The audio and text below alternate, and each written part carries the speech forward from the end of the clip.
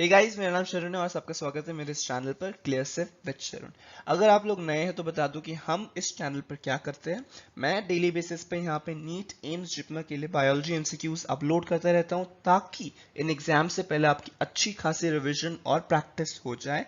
और बीच बीच में हम आप लोग के लिए कुछ प्रिपरेशन टिप्स भी लेके आते हैं और ऐसे ही कुछ हम आज करने वाले इस वीडियो में। मैं आप लोग को देने वाला हूं कि नीट 2020 के लिए आपका डेली शेड्यूल क्या होना चाहिए ताकि आप अपने पूरे दिन के टाइम को 24 hours of your day you can utilize it अच्छे से और आप नीट 2020 में 600 प्लस स्कोर कर सके। Now before we start with the video guys, just one request, share this video with as many people, as many students, as many friends of yours you can, because मेरा एक ही aim रहा है to help out the NEET aspirants and you can help me with that by sharing this video. And again, share it only if you find it helpful for yourself. ऐसा नहीं है कि sir ने बोला share करना है तो share कर देंगे, नहीं. First watch the video. If you find it helpful, then of course share it. So let's start with the video. So before we start कि आपका डेली शेड्यूल क्या होना चाहिए, आपको क्या क्या करना है दिन भर में, कैसे ब्रेक्स लेने, you need to know about the exam. It's not only about NEET. चाहे आप कोई भी एग्जाम दे रहे हो, नीट हो, एम्स हो, जिपमर हो या कोई बोर्ड से क्यों ना हो, आपको एग्जाम देने से पहले पता होना चाहिए कि एग्जाम क्या है, एग्जाम का कॉम्पिटिशन लेवल क्या है, एग्जाम के पेपर लेवल क्या है, डिफिकल्टी लेवल क्या है, और साथ ही साथ एग्जाम में क्या क्या चीज अलग है, ऑनलाइन है, ऑफलाइन है, नेगेटिव मार्किंग है, क्या क्या चीज है, ये सब आपको प्रिपेयर करने से पहले पता होना चाहिए. और ये सब जब आप प्रिपेयर कर रहे हो तब दिमाग में लेके प्रिपेयर करो. तो नीट के बारे में जो तीन चीजें सबसे ज्यादा इंपॉर्टेंट है वो है, नीट में होती है negative marking. So 1/4 of each question marks is negative marking. मतलब क्या, each question is for 4 marks, so उसका 1/4 that is 1 marks is negative marking. So ये चीज आपको तब भी दिमाग में रखनी है जब आप प्रैक्टिस कर रहे हो. प्रैक्टिस में भी आपको तुक्के नहीं मारने की, हो सकता है ये हो सकता है ये हो, नहीं, क्योंकि अगर आप वैसा करोगे तो आपको उसकी आदत पड़ जाएगी. Till the time you are not sure आप उसमें तुक्का नहीं मारेंगे और वरना नेगेटिव मार्किंग हो जाएगी आपकी. दूसरी चीज OMR फिलिंग. ये काफी लोग इग्नोर कर देते हैं कि आपकी OMR फिलिंग की भी प्रैक्टिस होनी चाहिए. आप सोचेंगे OMR फिलिंग क्या है यार, काले काला ही तो भरना है, ऑप्शन 4 होंगे उसमें एक में काला भर देना है. It's not that easy, it takes time. ठीक है, अगर आप OMR शीट ऐसे ही वहीं पे भरोगे आपको आधा घंटा 40 मिनट लगेगा. अगर आप प्रैक्टिस करके जाओगे तो 15-20 मिनट में आप OMR शीट भर दोगे. ठीक है, एग्जाम में specially in exam like neat and JIPMER time counts, क्योंकि इनमें क्वेश्चन का डिफिकल्टी लेवल ज्यादा हाई नहीं होता, क्वेश्चन ज्यादा होता है, टाइम कम होता है. तो आप जितनी जल्दी क्वेश्चंस कर सकते हो, जितनी जल्दी आप OMR भर सकते हो, उतना आपका फायदा है. जितना ज्यादा आप टाइम बचा सकते हो क्वेश्चंस के लिए, उतना आपका फायदा होगा. सो जब भी आप प्रैक्टिस कर रहे हो, जब भी आप प्रीवियस ईयर क्वेश्चंस कर रहे हो, OMR शीट साइड में रखो और side by side OMR sheet भी भरते रहो. अब OMR शीट काफी ट्रिकी होता है, प्रैक्टिस की बहुत ज्यादा जरूरत है, क्योंकि अगर आप आखिरी में भर रहे हो, आपने एक गलत जगह गोला भर दिया तो उसके नीचे के सारे आंसर्स आपके गलत हो जाएंगे. ये बहुत ज्यादा लोग गलती करते हैं, काफी ज्यादा कॉमन मिस्टेक है. और सबसे गंदी बात ये होती है यहाँ पे कि OMR शीट में अगर भरने के बाद उसे आप चेंज नहीं कर सकते हो. जो भर दिया सो भर दिया.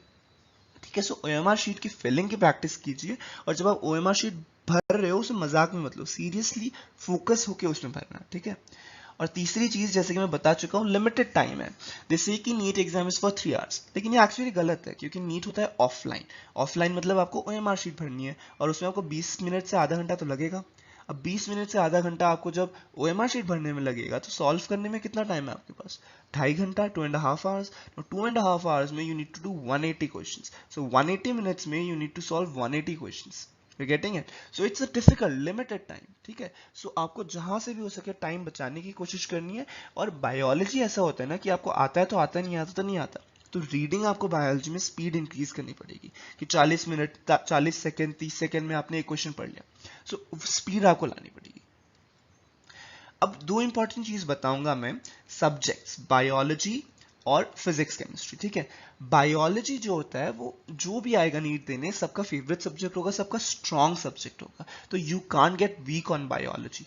Biology will help you clear the cut off. Biology अकेला 360 मार्क्स का होता है, 90 questions are there, right, 360 marks. And अगर आपने बायोलॉजी अच्छे से पढ़ी है, एनसीईआरटी, सिर्फ एनसीईआरटी भी पढ़ी है आपने अच्छे से और समझी है, so you can easily score 320 to 330 in it. And once you score 320 to 330, you have cleared the cutoff. तो आपको कट ऑफ क्लियर करने का कोई डर नहीं है.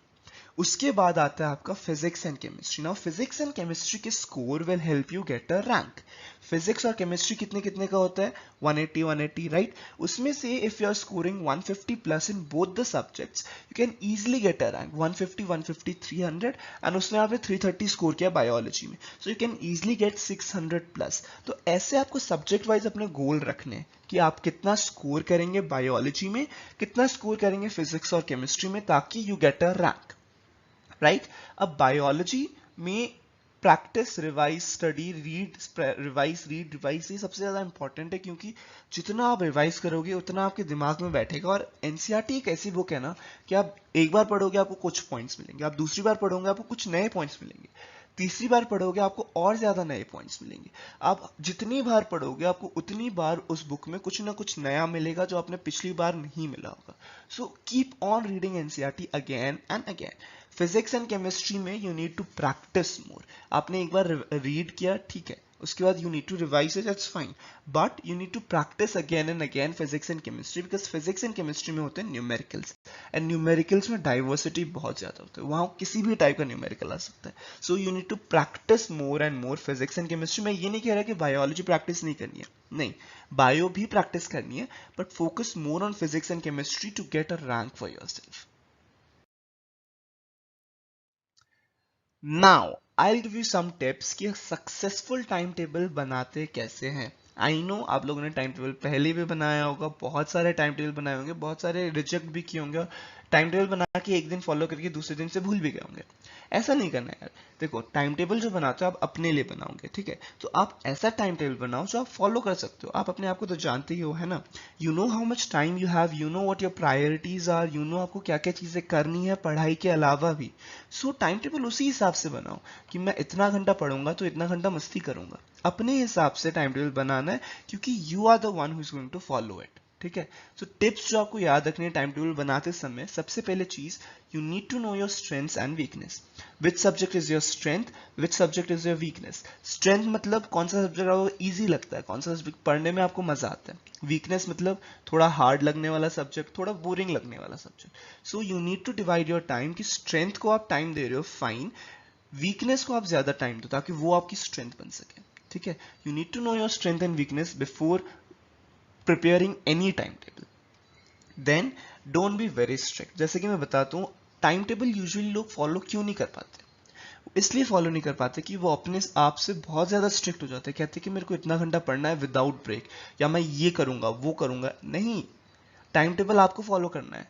You need to be bit lenient with yourself, ठीक है, थोड़ा सा मार्जिन लेके चलना है कि इतना टाइम मैं अपने आप के लिए स्पेयर कर सकता हूँ, ज्यादा स्ट्रिक्ट नहीं होना है आपको।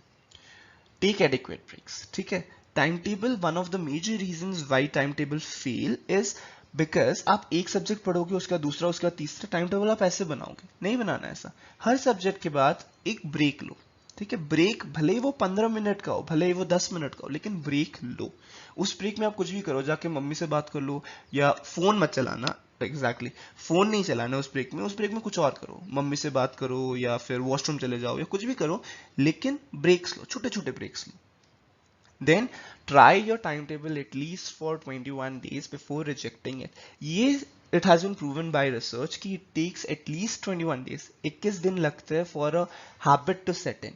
किसी भी आदत को लगने के लिए 21 दिन लगते हैं आपको, ठीक है। सो जो भी आप टाइम टेबल बनाओगे, बिफोर रिजेक्टिंग इट कि नहीं मेरे से टाइम टेबल फॉलो नहीं हो रहा, नहीं मैंने टाइम टेबल बनाने में गड़बड़ किया है, before rejecting that time table, try at least that time table for 21 days. थोड़ा बहुत डिफिकल्ट लगेगा स्टार्टिंग में फॉर अ वीक और सो, बट उसके बाद you would be able to follow it, and once you have followed it 21 days, उसके बाद आपको लगेगा है ये तो इजी सा टाइम टेबल है यार, क्या डिफिकल्ट है इसमें। So try your time table at least for 21 days before you reject that time table. And finally इस वीडियो में एक शेड्यूल देने वाला हूं, जो मैंने शेड्यूल बनाया था अपने लिए जब 12th बोर्ड्स की छुट्टियां चल रही थी। मतलब ये कि 12th बोर्ड्स होने से पहले और क्लासेस खत्म हो जाती है ना, ऑलमोस्ट 2 to 3 months की छुट्टी मिलती है हमको for preparation of the boards. उस टाइम में मैंने ये शेड्यूल बनाया था अपने लिए। Now you need to make your schedule yourself, ठीक है। मैं रात को 11 बजे सो जाता था, सुबह 5 बजे उठ जाता था, and then I used to carry on with my schedule. अब ये जरूरी नहीं है, some people are morning people, some are night people, ठीक है। कोई रात को 2-3 बजे तक पढ़ता है, कोई सुबह 4-5 बजे उठ जाता है। अपने हिसाब से शेड्यूल बनाइए, बस ख्याल ये रखिए कि शेड्यूल ज़्यादा स्ट्रिक्ट नहीं होना चाहिए और उसमें एडिक्वेट ब्रेक्स होने चाहिए, ठीक है। वीडियो में मैं एक शेड्यूल बताने वाला हूँ which is just an example, उस शेड्यूल का एज एग्जाम्पल यूज करके आप अपना शेड्यूल बनाइएगा। सो शेड्यूल बनाने से पहले एक रफ डे का स्प्लिट क्या होना चाहिए आपका। सबसे पहले, जिसमें मैं हमेशा कहता हूँ 6 hours of sleep is must, no compromising on that. उसके बाद 3 hours for your daily activities. The time that you have is remaining 15 hours. Now 15 hours को यू नीड टू यूटिलाइज। कैसे यूटिलाइज करेंगे? पढ़ाई में यूटिलाइज करेंगे। मैं बताऊंगा कि 15 आवर्स का शेड्यूल क्या होगा आपका। Then if you are going to school or coaching, you need to you have around 6 to 7 hours जो कोचिंग में चला जाएगा। मेरा स्कूल फॉर 6 आवर्स होता था, ठीक है। आप लोग का कितना घंटा होता है उसी हिसाब से आप अपना टाइम स्प्लिट करेंगे। So those students who are going to school और coaching, they have a time of about 9 hours with themselves at home, ठीक है। अब ये चीज दिमाग में रखो कि if you are going to school or coaching, that doesn't mean वो 6 आवर जो आपने स्कूल और कोचिंग में यूज, जो स्कूल और कोचिंग में क्या है, इट्स अ वेस्ट। नहीं, ये नहीं सोचना है कि जो घर में बैठ के प्रिपेयर करें उनको 15 घंटे मिल रहे। वो 15 घंटे भी वो सब्जेक्ट ही पढ़ेंगे ना, फिजिक्स केमिस्ट्री बायोलॉजी, जो जो आप स्कूल में भी पढ़ रहे हो, है ना। So the 6 hours of the school is also to be included in the time that you are going to give to physics and chemistry and biology, right? मतलब अगर जो घर में बैठ के पढ़ रहे हो वो अगर 3 घंटा बायोलॉजी पढ़ रहे हो तो आप 1.5 घंटा बायोलॉजी स्कूल में भी तो पढ़ रहे हो और फिर 1.5 घंटा आप घर में पढ़ोगे, है ना। सो आपके पास भी उतना ही टाइम है, बस फर्क ये है कि आप जहाँ पे पढ़ोगे वो अलग है। सो फॉर ड्रॉपर्स और for those who are preparing at home, उनका शेड्यूल दे रखा है, और फिर जो कोचिंग जा रहे हैं उनका मैंने शेड्यूल दे रखा है, ठीक है। तो जूलॉजी जो ड्रॉपर्स है, जो घर में पढ़ रहे हैं, वो 2.5 आवर्स दे सकते हैं, कोचिंग वाले 2 आवर्स। ये 2 आवर्स 2 आवर्स 2 आवर्स 3 आवर्स का जो स्प्लिट मैंने किया है कोचिंग वालों के लिए, घर पे है, ठीक है। मतलब घर पे जो 9 आवर्स है वो आपको ऐसे डिवाइड करने हैं कि फिजिक्स को आप 3 घंटे दे रहे हो, केमिस्ट्री को आप 2 घंटे दे रहे हो, बॉटनी को 2 घंटे और जूलॉजी को 2 घंटे। और sample papers you need to practice every alternate days. You can't practice them every day because you don't have that much time at home. So, but you can give every alternate day. किसी alternate day आप zoology छोड़ देना, किसी alternate day आप chemistry छोड़ देना, किसी alternate day आप botany छोड़ देना, physics नहीं छोड़ना। इसके अलावा 3 सब्जेक्ट जो दिए है वो alternate day छोड़ दीजिए जिस दिन आप sample पेपर कर रहे हो, ठीक है। और ड्रॉपर वाला तो मैंने पिछली वीडियो में बताया था ड्रॉपर के लिए शेड्यूल क्या होगा। सो सैम्पल पेपर्स इसमें इंक्लूड कर लीजिएगा और अपना टाइम स्प्लिट आप देख लीजिए। अब मैंने ये बताया है डे स्प्लिट, ठीक है। आपके डे में कितने कितने घंटे कौन कौन से सब्जेक्ट को देना है। अब मैं आपको बताऊंगा कि आपको डे को पूरा कैसे डिवाइड करना है टाइम वाइज, ठीक है। हर एक घंटे में आपको क्या करना है। सो अगेन मैं ये बता रहा हूँ कि जो टाइम टेबल यहाँ पे मैंने दिया है वो मेरा टाइम टेबल था जब मैं प्रिपेयर कर रहा था नीट के लिए, before the board exams. Board exam से पहले हमें 3 महीने की छुट्टी मिली थी, उस टाइम पे मैंने ये शेड्यूल फॉलो किया था। अब अगेन इट्स नॉट कंपल्सरी कि आप भी यही शेड्यूल फॉलो कीजिए, आप अपना शेड्यूल बनाइए। This is just an example. ये शेड्यूल आपको सैम्पल की तरह यूज करके आपको अपना शेड्यूल बनाना है अपने स्ट्रेंथ और वीकनेस के हिसाब से। एंड हर किसी का अलग अलग होगा, क्योंकि some people are morning people जो सुबह जल्दी उठ जाते हैं, सम आर नाइट पीपल जो रात को उठ के पढ़ते हैं, ठीक है। सो उसी हिसाब से आप अपना टाइम टेबल खुद बनाइए। So I use to wake up at around 4:45 को उठ के 5-10 मिनट मुंह हाथ धो के थोड़ा पानी वानी पी के बाहर बाहर घूम के आता था। फिर from 5 to 9 I use to study physics. Why physics? क्योंकि मुझे फिजिक्स से डर लगता था। I will be honest, physics ठीक ठाक थी मेरी, इट वाजंट कि बहुत वीक थी, बट ठीक ठाक थी, but still I use to be scared of physics. And evenings में फिजिक्स पढ़ने की मेरी हिम्मत नहीं होती थी। सुबह सुबह जब माइंड फ्रेश था, I use to read physics. Physics के कॉन्सेप्ट सुबह सुबह मेरे को ज्यादा समझ आते थे, ठीक है। So early morning first subject that I use to do was physics. So from 5 to 9 4 hours of physics I use to do. Then from 9 to 10 I use to freshen up. 10-15 minute लगते freshen up होने में, फिर breakfast करना। I had a break from 9 to 10, तो physics के बाद एक break मिल गया हमें, ठीक है। Then from 10 to 12 I use to read biology. 10 to 12 I used to read biology. It could be anything, botany or zoology, कुछ भी होता था. I used to read biology. Then from 12 to 12:30 I used to take a break again. Again I am telling you, whenever I am saying break, it doesn't mean कि break लेके you start using your phone.